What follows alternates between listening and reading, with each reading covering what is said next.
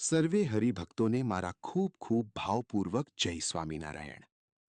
આજના ડિજિટલ અને fast forward યુગમાં યુટ્યુબ કે ગૂગલ પર લોકો સૌથી વધુ શું સર્ચ કરે છે ખબર છે? ઓવર થિંકિંગ, કેવી રીતે બંધ કરવું અથવા માનસિક શાંતિ કેવી રીતે મેળવવી. આપણે એવી પેઢી છીએ જેની પાસે સુખ સગવડના તમામ સાધનો છે, છતાં આપણી પાસે શાંતિ નથી. બહારથી આપણે એર કન્ડિશન રૂમમાં બેઠા છીએ, પણ અંદર મનમાં વિચારોનું મોટું વાવાઝોડું ચાલી રહ્યું છે. ભગવાન સ્વામિનારાયણના દિવ્ય સિદ્ધાંતો અને આપણા ગુરુહરિના જીવનમાંથી આ પ્રશ્નનો સચોટ અને કાયમી ઉકેલ કેવી રીતે મળે?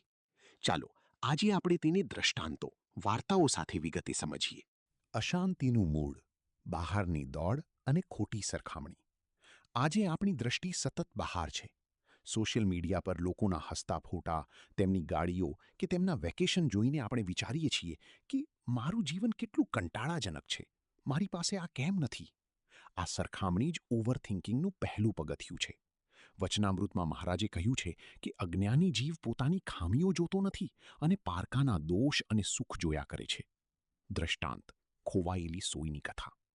એક દિવસ એક વૃદ્ધ માજી રસ્તા પર સ્ટ્રીટ લાઇટના અજવાળામાં કંઈક શોધી રહ્યા હતા. પડોશીએ પૂછ્યું, માજી, શું ખોવાયું છે? માજીએ કહ્યું, મારી સોય ખોવાઈ ગઈ છે. પડોશી પણ શોધવા લાગ્યો. ઘણીવાર પછી પડોશીએ પૂછ્યું, માજી, બરાબર યાદ કરો, સોય પડી હતી ક્યાં? માજીએ સહજતાથી કહ્યું, સોય તો મારી ઝૂંપડીની અંદર પડી ગઈ છે. પડોશીએ માથું કૂટતા કહ્યું, તો બહાર રસ્તા પર કેમ શોધો છો? માજીએ જવાબ આપ્યો, કારણ કે ઝૂંપડીમાં અંધારું છે અને અહીં અજવાળું છે. બોધ: આપણી શાંતિરૂપી સોય આપણા અંતરમાં, અંદર ખોવાઈ છે, પણ અંદર જ્ઞાનનું અજવાળું નથી, એટલે આપણે તેને બહાર ભૌતિક વસ્તુઓ અને દુનિયાના દેખાવમાં શોધી રહ્યા છીએ. જ્યાં સુધી અંદર નહીં જોઈએ ત્યાં સુધી શાંતિ નહીં મળે. શાંતિનો પહેલો માર્ગ: સર્વ કરતા હર્તાનો દ્રાઢ વિશ્વાસ. ઓવરથિંકિંગ મોટાભાગે ભવિષ્યની ચિંતામાંથી આવે છે. કાલે મારું શું થશે? બિઝનેસ નહીં ચાલે તો? નોકરી જતી રહેશે તો? આનો એકમાત્ર આધ્યાત્મિક ઇલાજ છે ભગવાનને સર્વ કરતા હર્તા માનવા.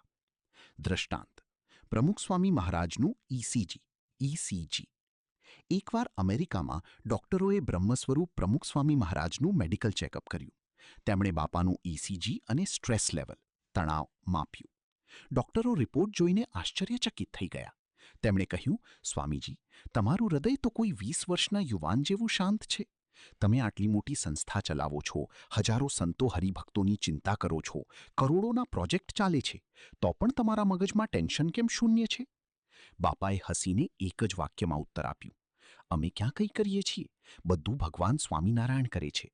અમે તો માત્ર નિમિત્ત છીએ. ભગવાન જે કરે તે સારા માટે. બોધ: જ્યારે આપણે આપણા જીવનનું સ્ટીયરિંગ શ્રીજી મહારાજના હાથમાં સોંપી દઈએ છીએ, ત્યારે પાછલી સીટ પર બેસીને આપણે માત્ર યાત્રાનો આનંદ જ લેવાનો રહે છે. પરિણામની ચિંતા ભગવાન પર છોડી દો. 4. પારિવારિક શાંતિ, ઘર સભા.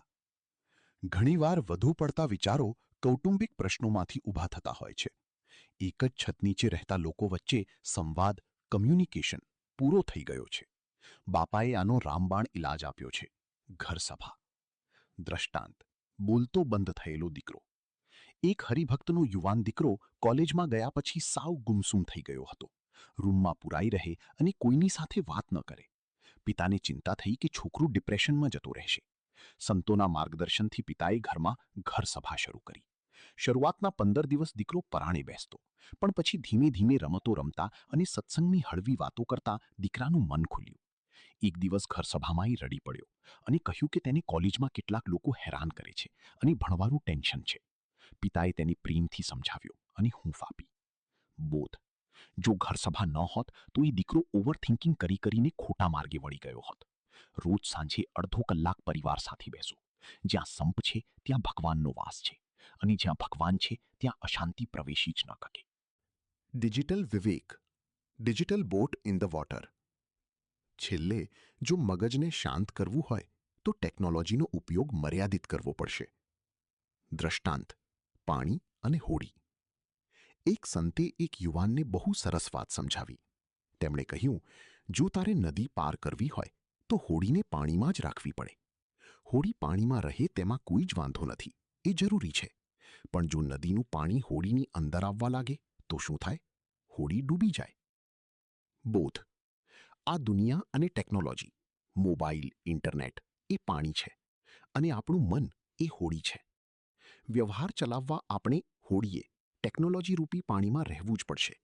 પણ ધ્યાન એ રાખવાનું છે કે એ સોશિયલ મીડિયાનું પાણી આપણા મગજની હોડીની અંદર ન ઘૂસી જાય. દિવસનો અમુક સમય નક્કી કરો કે આ સમયમાં હું મારો ફોન નહીં અડું. આને ડિજિટલ એકાદશી કહેવાય. સમાપન.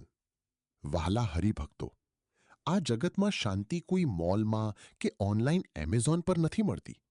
સાચી અને કાયમી શાંતિ માત્ર ભગવાનના ચરણોમાં અને પ્રગટ સત્પુરુષના સમાગમમાં છે. આપણે અતિ ભાગ્યશાળી છીએ કે આપણને મહંત સ્વામી મહારાજ જેવા ગુરુ મળ્યા છે. તેઓ શાંતિના હિમાલય છે. જ્યારે પણ મનમાં વિચારોનું વાવાઝોડું આવે ત્યારે આંખો બંધ કરીને સ્વામી બાપાની મૂર્તિ યાદ કરજો અને દિલ પર હાથ રાખીને કહેજો, મારી સાથે મારા સ્વામી છે, પછી મારી શાની ચિંતા? રોજ નિયમિત પૂજા, અચૂક ઘર સભા અને ભગવાનના કરતા હરતાપણાનો દ્રઢ વિશ્વાસ, આ 3 વસ્તુઓ તમારા જીવનમાંથી ઓવરથિંકિંગને કાયમ માટે દેશવટો આપી દેશે. શ્રીજી મહારાજ અને મહંત સ્વામી મહારાજના ચરણોમાં એ જ પ્રાર્થના કે આપણા સૌના અંતરમાં એવી અખંડ શાંતિ રહે. સર્વેને ફરીવાર મારા ખૂબ ખૂબ ભાવપૂર્વક જય સ્વામી.